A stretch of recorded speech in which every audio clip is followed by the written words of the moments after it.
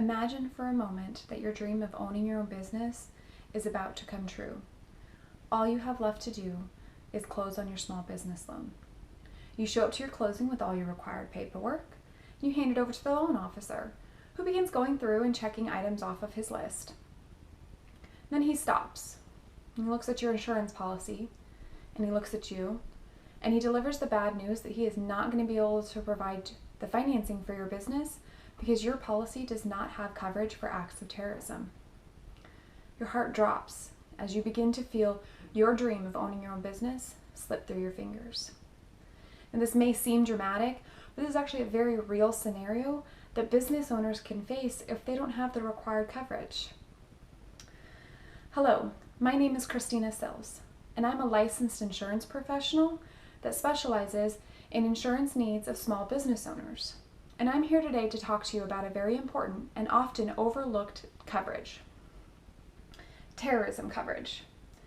Research has shown that terrorism coverage benefits small business owners because it helps them in obtaining financing and it protects their business assets. So let's examine the first piece of that statement, and let's look at the relationship between obtaining financing and why coverage for terrorism would be required. Terrorism coverage is a requirement of most small business owners.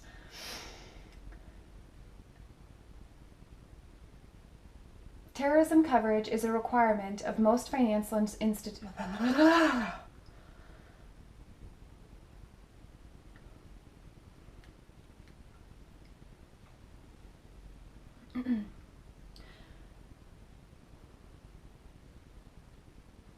Imagine for a moment that your dream of owning your own business is about to come true. All you have left to do is close on your small business loan. You show up to your closing with all your required paperwork. You hand it over to your loan officer, who begins checking items off of his list. And then he stops, and he looks at your insurance policy, and he looks at you, and he delivers the bad news that they're not going to be able to provide the financing for your business because your policy does not provide coverage for acts of terrorism. You know, your heart drops, and you feel that dream of owning your own business begin to slip through your fingers. Now, this may seem dramatic, but this is actually a very real scenario for small business owners if they don't have the required coverage of terrorism. Hello, my name is Christina Sills, and I'm a licensed insurance professional that specializes in the insurance needs of small business owners. And I'm here today to talk to you about a very important and often overlooked type of coverage: terrorism coverage. Now, research has shown that terrorism coverage benefits small business owners because it helps them in obtaining financing and it protects their business assets. Let's examine the first piece of that statement, and let's explore the relationship between obtaining financing and terrorism coverage. Terrorism coverage is a requirement of most financial institutions, specifically government-backed financial institutions, such as Small Business Administration and Fannie Mae.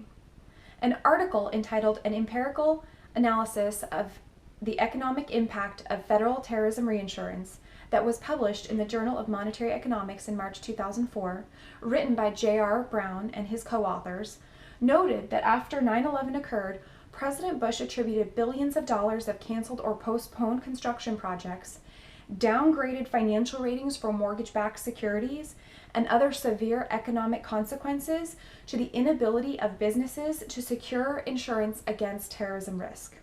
In fact, in the 14 months following the attacks, over $15 billion in real estate transactions were either stalled or even canceled due to a lack of terrorism insurance.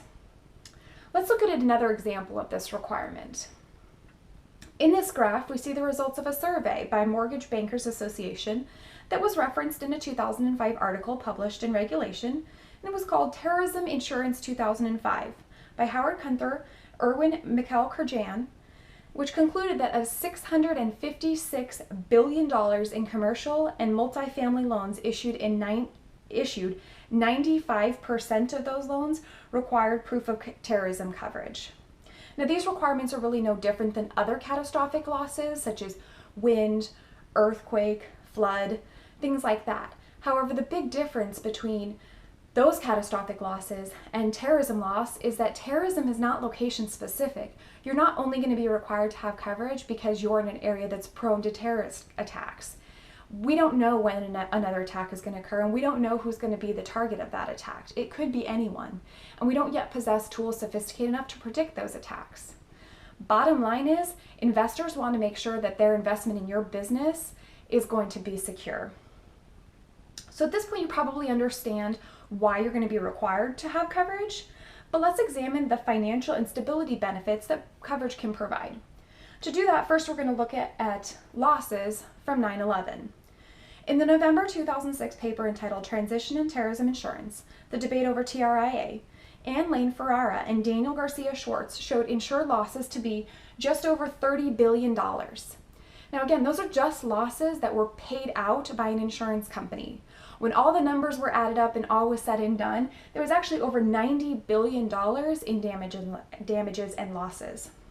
That's approximately a $60 billion difference, which, as you can imagine, for a small business owner, if you have any sort of gap in coverage like that, it's going to be extremely difficult for you to recover after a severe loss. Now, you're probably also wondering why these numbers are so high.